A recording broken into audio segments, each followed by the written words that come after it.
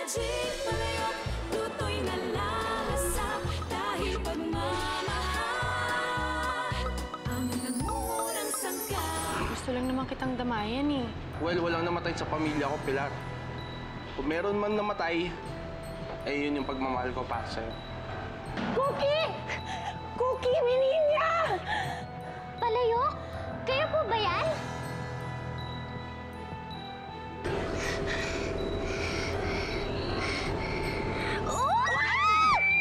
Ay! Ano nangyayari? Tulungan niyo ako! Diyos ko! Ano nangyari? Bakit ako napunta dito? Ate Pilar, sorry. Dapat hindi ikaw isasabuyan ko. Dapat si Senyora. Naku, bakit sa kanya tumalang?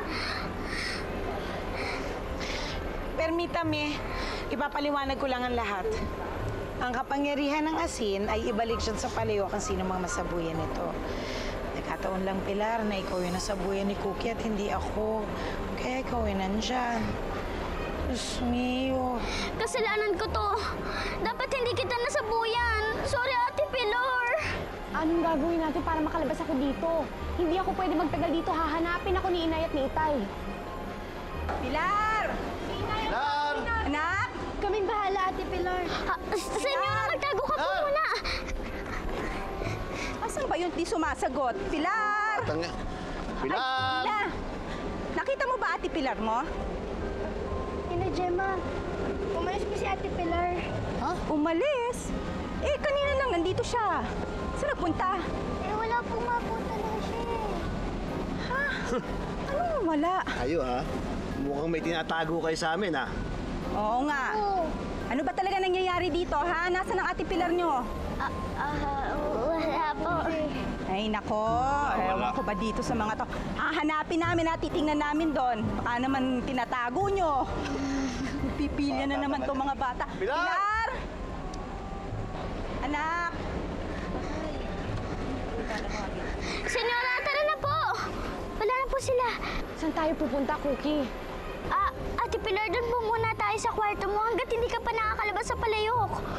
Tama si Cookie, Pilar. Habang hindi pa kami nakakahanap ng paraan para makalabas ka sa palayok, dapat siguro magtago ka muna. Pero hindi natin pwede isikreto to na matagal kay Inay at kay Itay. Hahanapin ako ng mga yun at mag-aalala sila para sa akin. Nasaan na ba talaga ang Ate Pilar mo? Bebe. Ha? Nasaan mo si Ate Pilar mo? Hindi ko nga po alam eh. Dito lang yun kanina eh, pero hindi ko nga po alam. Nagpunta naman yun. Cookie, wala na tayong choice. Kailangan na nila malaman ng totoo. Nanay Gemma, Tatay Andong, may sasabihin po ko tungkol kay Ate Pilar. Bakit, Cookie? Ano ba talagang nangyari kay Pilar, ha? Asan siya? Nandito po siya sa loob ng palayok.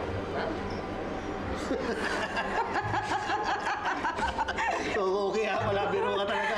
Paano si Ate Pilar mo dyan? Eh, ang laki-laki no, andito yung palayok na yan. Ano ka ba, Cookie? Magsabi ka na ng totoo. Asan si Ate? Nay, Tay, totoo po ang sinasabi ni Cookie. Pilar? Ikaw ba talaga yan? Opo, Nay. Ako nga po.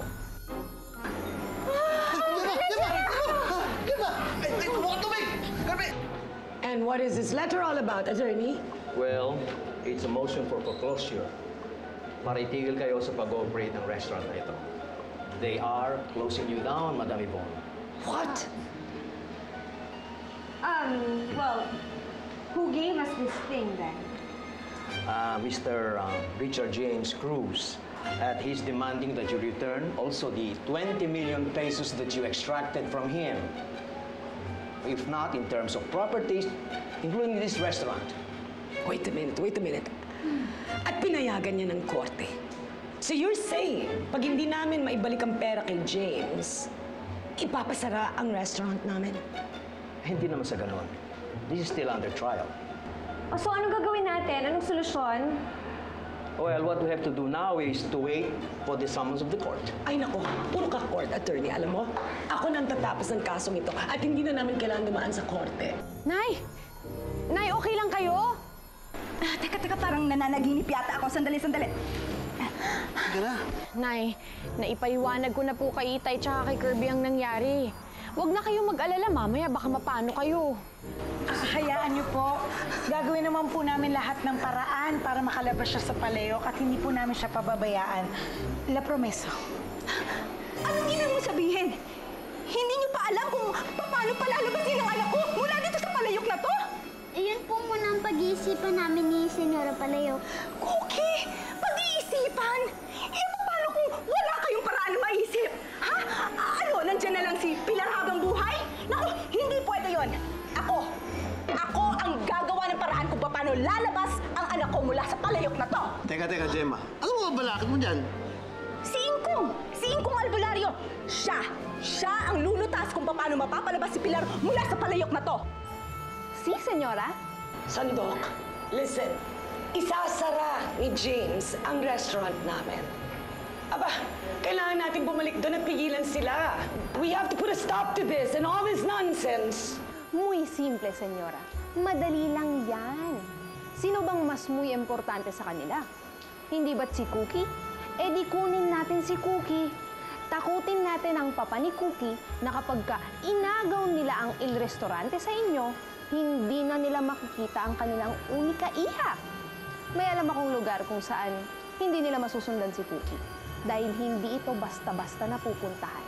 Ate Pilor, pasensya ka na po Kung hindi dahil sa akin, hindi ka dyan mapapasok sa loob. Sorry po talaga. Hindi mo naman sinasadya ang nangyari, Cookie. Hindi kita sinisisi at hindi ako nagagalit sa'yo. Ang inaalala ko lang kasi si Inay at si Itay.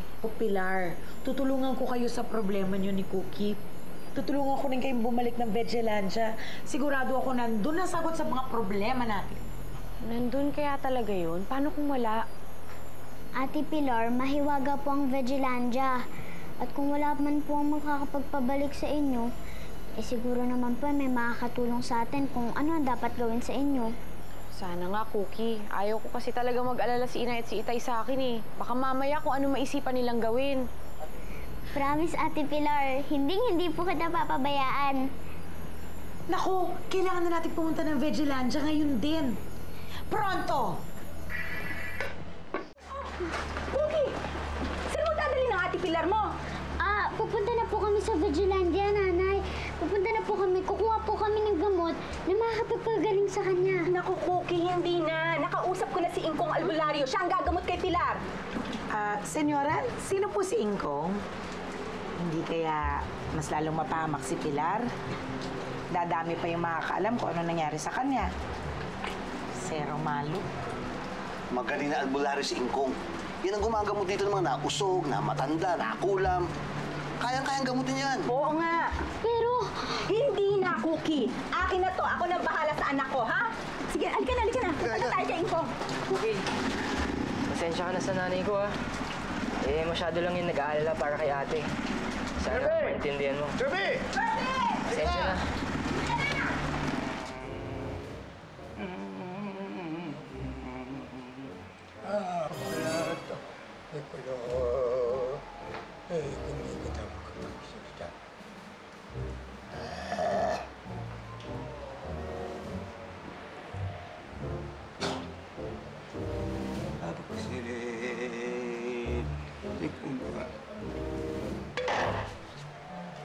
May babae.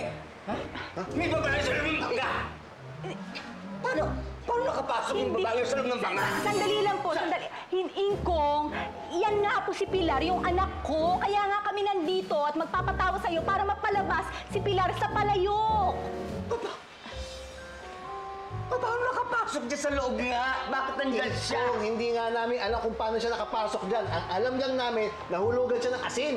Pilar, sige nga, lumabas ka o magpakita ka kay Ingkong para matulungan ka niya. Sige na naman o, anak. Huwag kang aalis dyan. Huwag kang aalis dyan. Hintayin niyo ako. May kukunin lang ako para lumabas yung espiritu nito. Hintayin niyo ako. Hintayin niyo.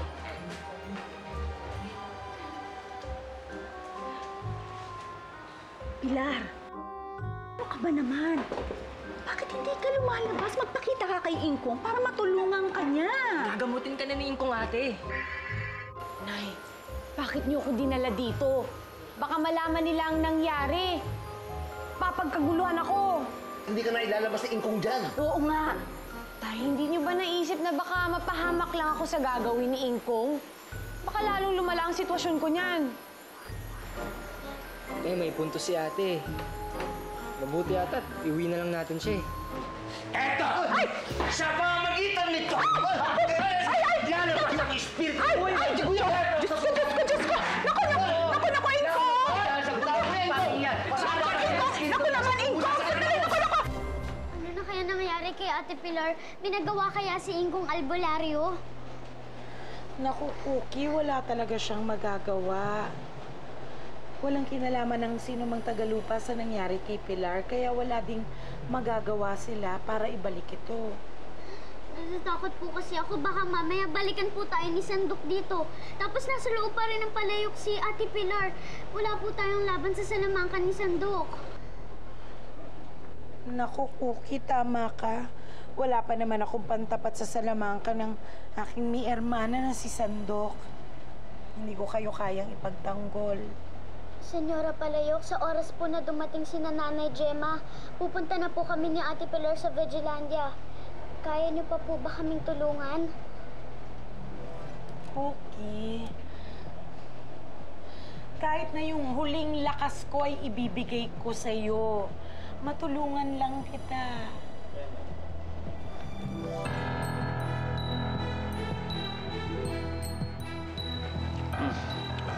Para sa'yo mga yan, kuya. School para kay Cookie? Okay, nalaman ko kasi kay Mami na hindi pala siya nakapasok this year. So nag-isip ako saan siya magandang i-enroll. Kuya, kung ganun, baka kailangan pa natin siyang pabantayan. Alam mo naman kung saan lang nakatambay si Natasha at si Yvonne. Baka kung anong gawin sa kanya. Kung gusto mo, ipa-home study na lang natin. Kumuha na lang tayo ng tutor, tapos dito na lang siya sa bahay. Jude, gusto ko namang lumaki normal yung anak ko. Kung nandito lang yun sa bahay, di tayo lang nakahalubilo niya. Gusto mo ba yun? Paglabas niya, wala siyang social skills, tapos takot sa mundo, walang alam sa labas. Well, iniisip ko lang naman yung safety niya. Naintindihan kita, and I appreciate it. Pero, gusto ko kung paano tayo pinalaki. Ganon siya lumaki. Malaya, nakapag-eskwela ng matino. Yeah. Tsaka kung si Natasha at Yvonne lang iniisip mo, kayang-kaya natin dalawa yun. May atraso pa sila sa akin eh. Hindi ako titigil hanggang di ko nababawi yung pera ni Isadora. Si Cookie dapat nakikinabang doon, di naman sila eh. I've talked to our lawyers about that. Nagpadala na sila ng demand letter ulit kila Natasha and Yvonne.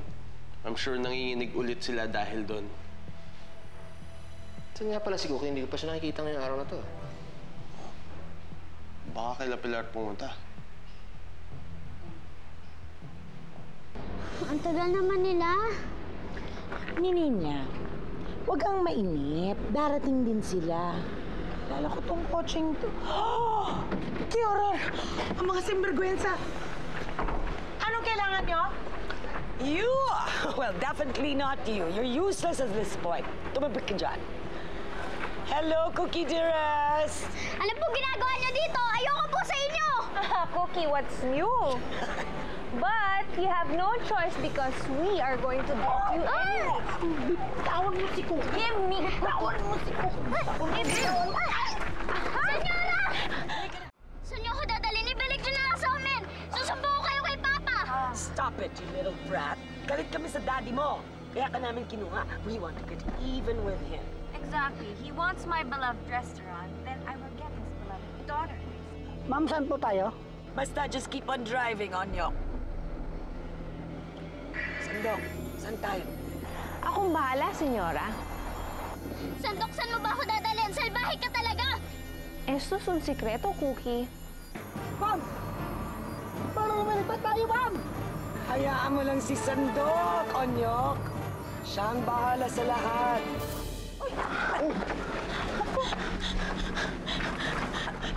Si Cookie! Si Cookie! Tinangay ni Natasha at ni Yvonne!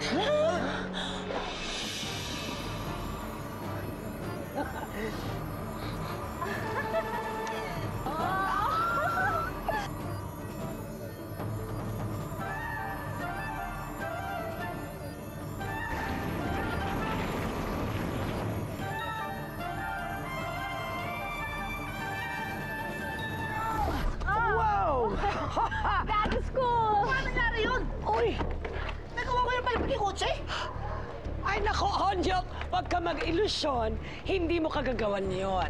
Gawa lahat ni Sandok! Sandok en su servicio. Sandok! Nagsasalita! Don't touch Gusto ko me. na pong bumalik sa amin. Ibalik niyo na po ako. Nakikiusap po ako. Cookie, my God, just relax and think that we are all on vacation. Habang nag-e-enjoy kami ni Yvonne, ikaw naman, papahirapan namin yung pamilya mo dahil hinahanap ka nila. Teka muna, Sandok. So, what is this place? Ito ang El Barrio Misterio. Dito ako nagpunta nung huli kami nagkahiwalay ni Palayok. Nandito nakatira ang mga amigas ko. Huwag kayong mag-alala. Kaya feel at home. Gusto ko na umuwi sa amin. Uuwi na ako! Ay, Cookie! Cookie! Ay, habulin mo, Onyo! Hayaan mo na siya, senyora. Hindi naman siya basta-basta makakalayo. Maraming misteryo ang lugar na ito. Kailangan ko umanap ng tulong. Pero parang wala naman natang tao. Tulong! Ah! Tulungan niyo ako! Tulong! Ah!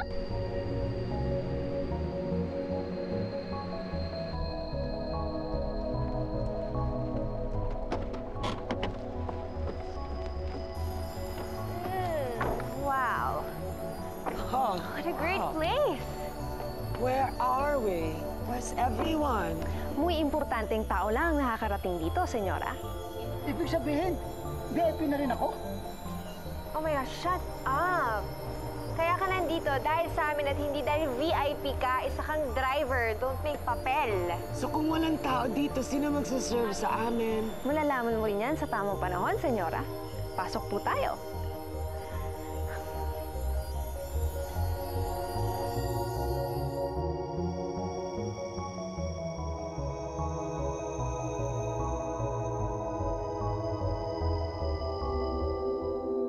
Wow! Wow! What a place! Ang ganda! This is my kind of house. Our house should be like this. Oh, look! Sandok? Ikaw na ba yan? Alina, Miss Senyora. Salamat naman at pinasyalan mo ko. She's very lovely. She looks it. Hindi ko naman nakalimutan ang hospitalidad na ipinakita mo sa akin nung nandito ako. Kaya naman isinama ko ang aking mga amigas, si Senyora Yvonne at si Senyora Natasha. Si Senyora Alina ng Barrio Misterio. Hello, Alina and Yvonne. Natasha. Ay, ginagagalak ko kayong makilala. Ikaw, sino ka? Anong pangalan mo?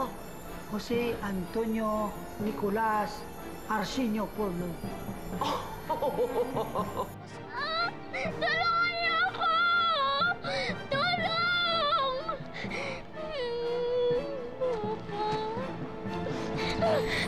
Sino ka? Paano kung saan nila dalhin si Cookie? Paano kung pinahihirapan nila anak ko? Salamat! Lumubog na rin ang araw! You look so stunning. I love your outfit, by the way. May itim na diwata po dito? Mahal na mahal talaga kita eh. Kung alam mo lang na ikaw ang nag-iisang babae sa buhay ko.